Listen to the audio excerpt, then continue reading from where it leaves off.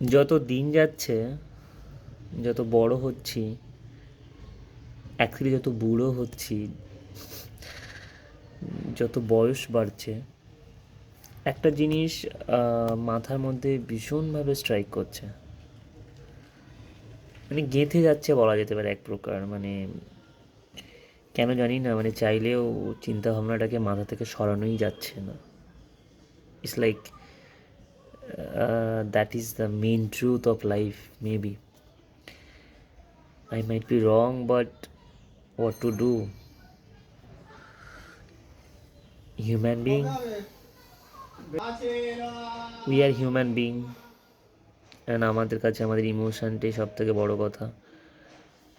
Actually fact is, আমরা যতই emotion দিয়ে তাড়িত হই না কেন, আমরা হিউম্যান বিং, আমাদের ইমোশন হয় আমাদেরকে সব থেকে বড় সত্যি। বাট তারপরেও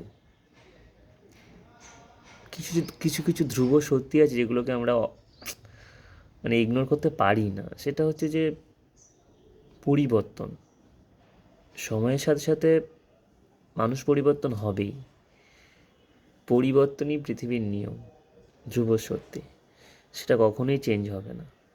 মানুষ পাল্টাবে, মানুষের প্রয়োজন পাল্টাবে, মানুষের প্রিয়জন পাল্টাবে, তা সেটা মানে খুবই স্বাভাবিক। কিন্তু এই একটা ডিলেমার মধ্যে দিয়ে আমরা যাচ্ছি, মানে জানি যেটা হবে, তারপরেও যেন কেন মানতে পারি না। সমস্যাটা হচ্ছে এখানেই।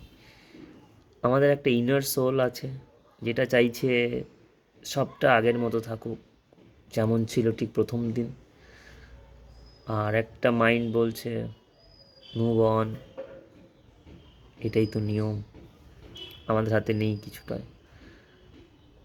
তবু যে রিয়েলাইজেশনটা আমার হচ্ছে, যেটা আমি ফিল করছি, যেটা আমি চাইছি, যেটা মানে এটাই যেন হয় আমার সাথে। আই মিন, এটা হয়তো আমার মতো অনেকেও ভাবে যে জোর করে কারোর কাছে প্রিয় মানুষ হওয়ার থেকে, জোর করে কারোর কাছে প্রিয় হয়ে হওয়ার মানে প্রিয় মানুষ হয়ে থাকার থেকে, তার সাথে থাকার জন্য আকুতি মিনতি করার থেকে, এই লাইক বেগিং ফর লাভ, এইটা না করে একা থাকাই ভালো। কারণ যতটা আমার মনে হয়, জোর করে, ভিক্ষা করে, চেয়ে চিনতে ভালোবাসা তো হয় না, কারোর কাছের মানুষও হওয়া যায় না। জোর করে আর যাই হোক কারোর কাছের মানুষ হওয়া যায় না। তো এইভাবে জোর করে কারোর কাছের মানুষ হয়ে থাকার থেকে একা থাকাই মনে হয় ভালো।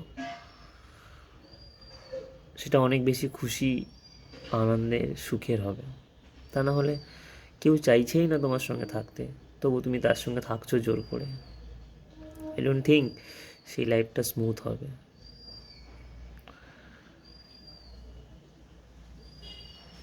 কেউ কাছে রাখতে না চাইলে তোর করে তার সঙ্গে থাকার দরকার নেই।